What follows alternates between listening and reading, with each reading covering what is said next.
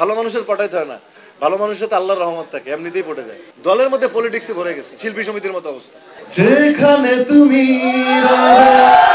সেখানে আমি হব ছায়া।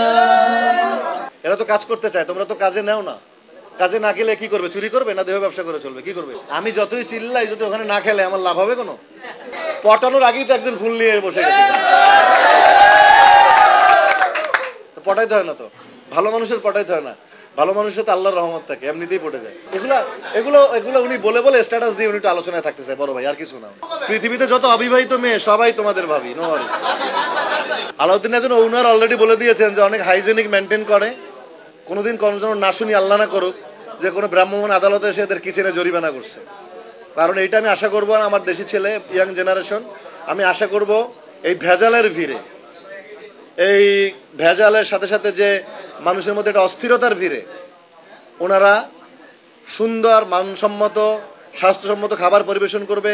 লাভ কম হোক, বাট মানটা যেন থাকে। ইয়াং ছেলেদের যেন আমি আবার 1 বছর পরে এসে বলতে পারি, you are the best you people.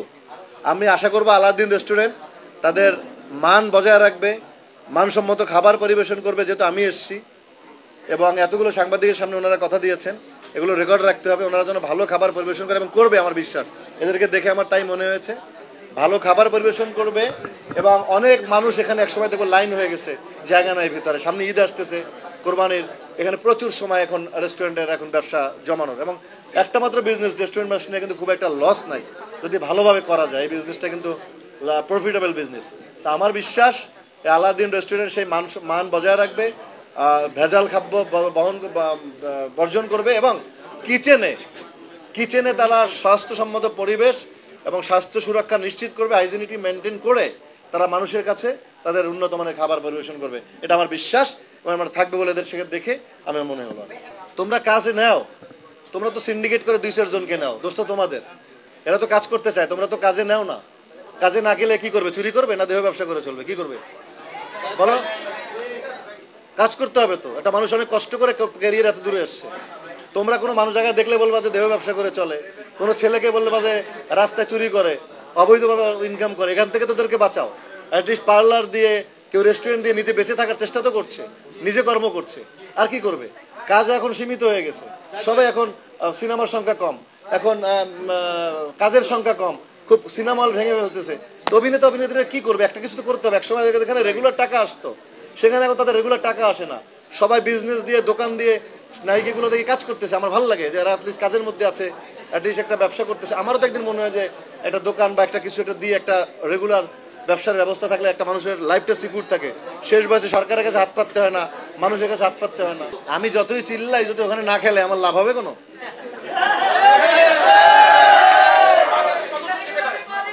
Bangladesh তো যেতে পারতেছে না, তো ছোট ছোট টিমের সাথে হারতেছে।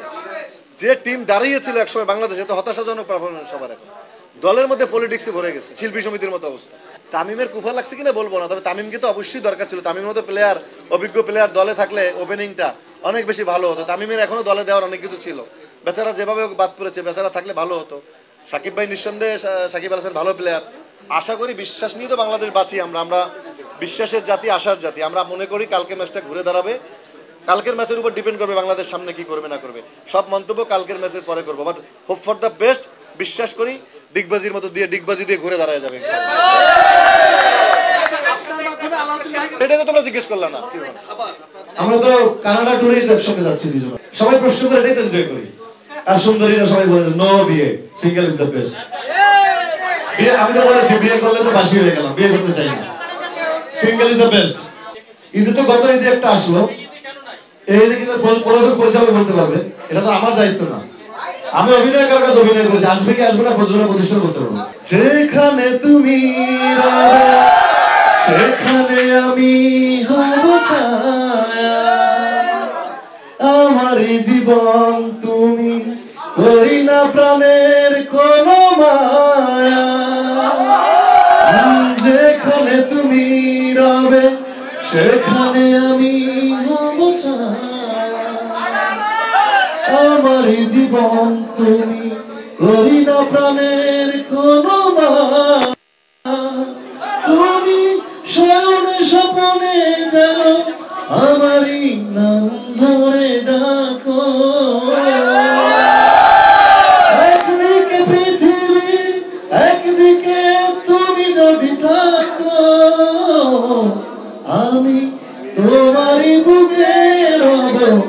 আর কোনখানে যাব না কো লা লা লা লা লা লা লা